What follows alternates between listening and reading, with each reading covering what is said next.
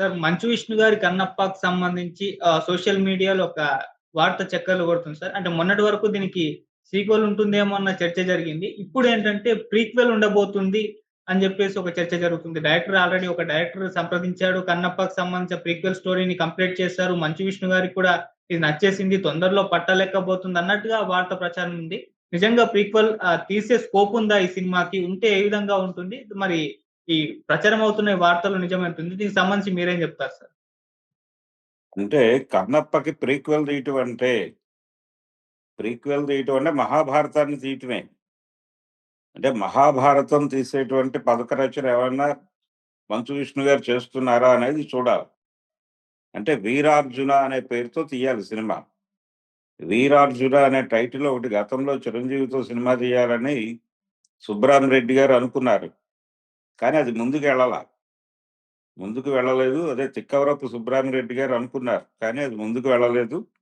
ఇప్పుడు ఏదైనా మరి ఈయన 'వీరార్జున' తీస్తాడేమో చూడాలి. అంటే ఇందులో మహాభారతం లింక్ ఉంది ఆల్రెడీ. కాబట్టి ప్రీక్వెల్‌కి వెళ్ళటం అంటే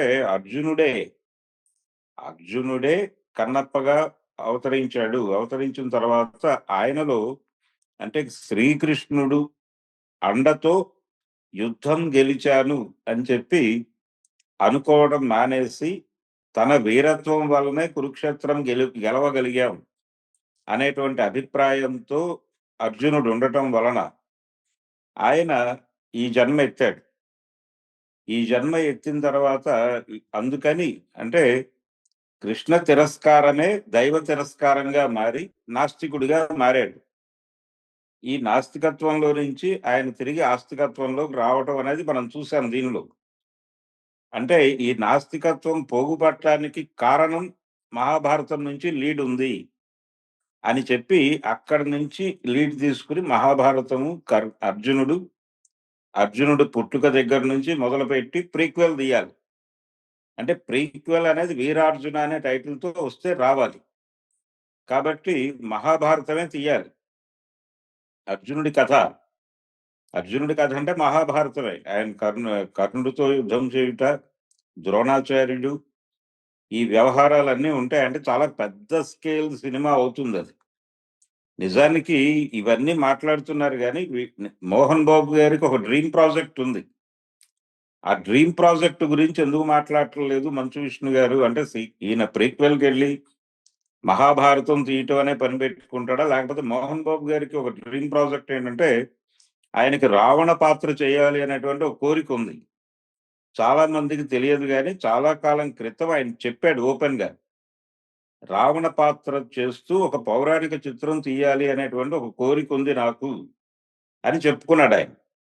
దానికి కొంత వర్క్ జరుగుతోంది. ఏ క్షణమైనా సెట్స్ మీదకి వెళ్ళొచ్చు లాంటి ఒక అభిప్రాయం కలిగిస్తూ కొంతకాలం వార్తలు నడిపారు. ఆ తర్వాత అది పక్కకెళ్ళిపోయింది. మరి అదేమైంది అంటే ఈ మహాభారతం తీసిన తర్వాత రావణ అని చెప్పి రామాయణం మీదకి కూడా వెళ్తారా? అంటే కన్నప్ప ఒక మేరకు పర్వాలేదు అనేటువంటి ఒక టాక్ తెచ్చుకోగలిగింది. కష్టపడ్డారు. ఏదో ఒక మేరకు ఫలితం వచ్చేటువంటి అవకాశం కనిపిస్తోంది.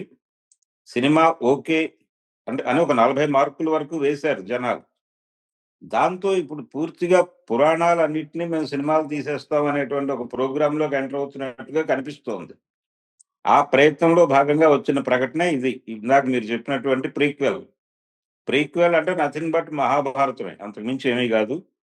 ఈ కన్నప్పకు ప్రీక్వెల్ పేరుతో ఆయన మహాభారతంలోకి ఎంటర్ అయిపోయి మహాభారతం చెప్పేసి ఆ తర్వాత మోహన్ బాబు గారి కోరిక తీర్చడం కోసం రావణ తీస్తే రావణ బ్రహ్మ అనేటువంటి టైటిల్‌తో ఏదో సినిమా చేస్తానని గతంలో అన్నాడాయన. మరి ఒకవేళ అది కూడా చేస్తే రామాయణం, మహాభారతం ఇవన్నీ కూడా మంచు విష్ణు గారి నాయకత్వంలో వస్తే మరి రాజమౌళి గారు మహాభారతం చేయాలనే కోరిక ఉంది ఆయనకి. మరి ఆయన ఏమైపోతాడు? ఒకవేళ ఆయనే ఈ సినిమాకి డైరెక్ట్ చేస్తాడా? ఇలాంటి 100 సందేహాలొస్తాయి. అందుకని రాజమౌళి గారు వీళ్ళందరినీ ఒకసారి మాట్లాడి ఆ తర్వాత ఈ ప్రీక్వెల్ మీద నిర్ణయం ప్రకటించాలంటే మహాభారతం ఇన్ టోటల్ మేము తీయట్లేదండి. కేవలం అర్జునుడి పాత్ర వరకు అర్జునుడు ఎందుకు నాస్తికత్వంలోకి వచ్చాడు అనేది ఎస్టాబ్లిష్ చేస్తూ అక్కడ కృష్ణ తిరస్కారం అంటే కృష్ణుడిదేమీ లేదు అంతా నా ప్రతిభే అనుకోవడం దాని తాలూకా కంటిన్యూషన్ ఈ నాస్తికత్వము ఇలా బోయేవారితో యుద్ధము ఇవన్నీ ఉంటాయి. మహాభారతం ఎండింగ్ అంటే అర్జునుడి చివరి వ్యవహారాలు. అవన్నీ నడిపి ఆ తర్వాత దీనిలోకొస్తారు ఈ కథలో. ఈ కథలో ఎలా ఆయనకి జ్ఞాన మార్గంలోకి వచ్చాడు అనేది కంక్లూడ్ చేసి, అందుకనే పాత భక్త కన్నప్పలో ఒక డైలాగ్ ఉంటుంది. శివుడు అంటే ఇందులో రుద్ర పాత్ర ద్వారా వచ్చి శివుడు మాట్లాడతాడు. అందులో బాలయ్య గారే స్ట్రెయిట్‌గా వచ్చి కృష్ణరాజుతో మాట్లాడతాడు. మాట్లాడేటప్పుడు చెప్తాడు. ప్రతి మనిషికి మూడో కన్నుంటుంది. మూడో కన్నంటే తన్ను తాను తెలుసుకోవటమే. లో వెలుగు. అది నీ కండ సిరి కంటే కూడా గొప్ప సిరి. అది కోల్పోయావు నువ్వు. నువ్వే సర్వం అనుకుంటున్నావు. నీ గొప్పని ఒప్పుకో. అలాగే ఎదుటివారి గొప్పని కూడా చులకన చేయకు. అవతల వాడి గొప్పతనాన్ని కూడా అంగీకరించు. అలా అంగీకరించగలగటమే మూడో కన్ను అని చెప్తాడు. అదే సిద్ధాంతం. ఆ సిద్ధాంతాన్ని ఎక్స్‌ప్లెయిన్ చేయటం కోసం ప్రీక్వెల్ తీయాలి.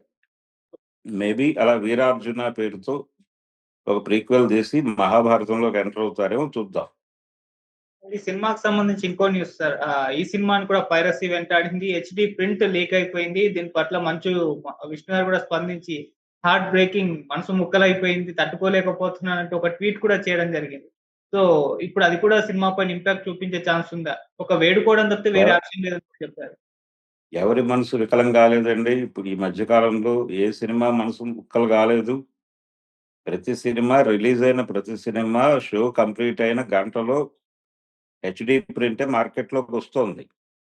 కాబట్టి ఈయన మనసు ఇప్పుడు ముక్కలు కావటం కాదు. ఈ సినిమా రావటానికి ముందే మనం అనుకున్నాం. ఇది అంటే నష్ట నివారణ చేయాలి అంటే గనక పైరసీని అడ్డుకోవాలి. అంటే ఆన్‌లైన్ పైరసీని అడ్డుకోగలగాలి. అదే సినిమా ఇండస్ట్రీని చంపేస్తోంది. పైగా వాళ్ళు ఓపెన్‌గా ఛాలెంజ్ చేశారు. మీరేం చేయగలిగితే అది చేసుకోండి అని ఐబొమ్మ వాళ్ళు ఛాలెంజ్ చేశారు సినిమా ఇండస్ట్రీని. మరి ప్రభుత్వాలతో చర్చలు, టికెట్ల రేట్లు పెంపు ఈ గొడవ కాదు. ఇది కంట్రోల్ చేసుకోగలిగితే ఈ లీకేజీ అంటే ఈ పైరసీని కంట్రోల్ చేసుకోగలిగితే సినిమాలు ఉంటాయి. లేదంటే గనుక సినిమా ఇండస్ట్రీకి ఇది పెను ప్రమాదమే. ఇది ఈ రోజున కన్నప్పకి జరిగిన అన్యాయం కాదు. అనేక సినిమాలు ఇప్పుడు ఆ మధ్య 'గేమ్ చేంజర్' సినిమా బస్సుల్లో వేశారని చెప్పుకున్నాం గదా! అవి ఆయన చూసుంటాడు గదా! అలాగే ప్రతి సినిమా బాలకృష్ణ గారి సినిమా మన సంక్రాంతికొచ్చిన సినిమా గూడా బయటకొచ్చేసింది గదా! ఇలాంటిది రానిదేది. అంటే 'డాకు మహారాజ్' కూడా హెచ్‌డీ ప్రింట్ వచ్చేసింది. సంక్రాంతికి వస్తున్నాం అనే సినిమా కూడా హెచ్‌డీ ప్రింట్ బయటకొచ్చింది. రాకపోయి ఉంటే కలెక్షన్స్ ఇంకా బాగుండేవి. మాకు థియేటర్ దగ్గర పెర్ఫార్మన్స్ బాగుండేదని మాట్లాడారు వాళ్ళు కూడా. మనసు అందరిది ముక్కలవుతోంది. మరి ముక్కలు కాకుండా ఈయన మహా అసోసియేషన్ అధ్యక్షుడిగా ఉన్నాడు. మరి ఏ చర్యలు తీసుకుంటాడో అది తీసుకోవాలి గానీ సెంటిమెంటలైజ్ అయిపోయి బాధపడి, తనని తాను ఏదో నాకొక్కడికే జరిగింది అన్యాయం అనుకుంటే కుదరదు. ఇది ఇండస్ట్రీకి జరుగుతున్న అన్యాయం. ఇప్పుడు జరుగుతున్నది గాదు. అనేక సంవత్సరాలుగా జరుగుతున్నటువంటి కార్యక్రమం ఇది. దీన్ని అడ్డుకోవడానికి ఏం చేయాలనేది ప్రోగ్రామ్ ఆలోచించుకోవటం మంచిది గానీ, ఇలా బాధపడి, కన్నీరు పెట్టి, అలా ఏడవటం వలన ప్రయోజనం లేదు. ఇప్పుడు రోదన అయిపోయింది. చాలా మంది ఏడ్చేశారు. ఇప్పుడు మీరు కొత్తగా ఏడ్చేదేం లేదు. మీరు యుద్ధం చేయగలరా లేదా పైరసీతో అని తేల్చుకొని ముందుకెళ్ళిపోవటం. ఓకే. లేకపోతే ఈ పైరసీని అడ్డుకోలేమని క్లారిటీ వచ్చేస్తే భవిష్యత్తులో ఇలాంటి సినిమాలు ఈ స్థాయి బడ్జెట్‌లో తీయకుండా ఉండటం మంచిది. Okay sir. అంతే తప్ప మేము ఇంత బడ్జెట్ పెట్టి తీసాం కాబట్టి మీరు పైరసీ చేయకూడదంటే ఆళ్ళేం వినరు. మీరు రూపాయి పెట్టి తీసినా, రూ. 100 పెట్టి తీసినా, 1000,00,00,000 పెట్టి తీసినా వాళ్ళు పైరసీ చేస్తారు.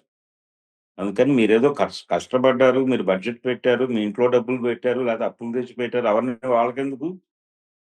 వాళ్ళకి కావాల్సింది కంటెంట్ మార్కెట్‌లోకొచ్చింది. దాన్ని పట్టుకొచ్చే మార్గాలు వాళ్ళకున్నాయి. తెచ్చి ఇక్కడ పెడతారు. అంతే. There ends the matter. అందుకని దాని మీద యుద్ధం చేయాలి తప్ప సెంటిమెంటల్‌గా మాట్లాడి, అయ్యో! నాకన్యాయం జరుగుతోంది అని ఇవన్నీ అరణ్య రోదనలే. ఈ అరణ్య రోదనలు ఆపేసి యుద్ధం చేయగలవా లేదా అని తేల్చుకొని ముందుకెళ్ళటమే చేయాల్సింది. Okay sir. Thank you so much sir.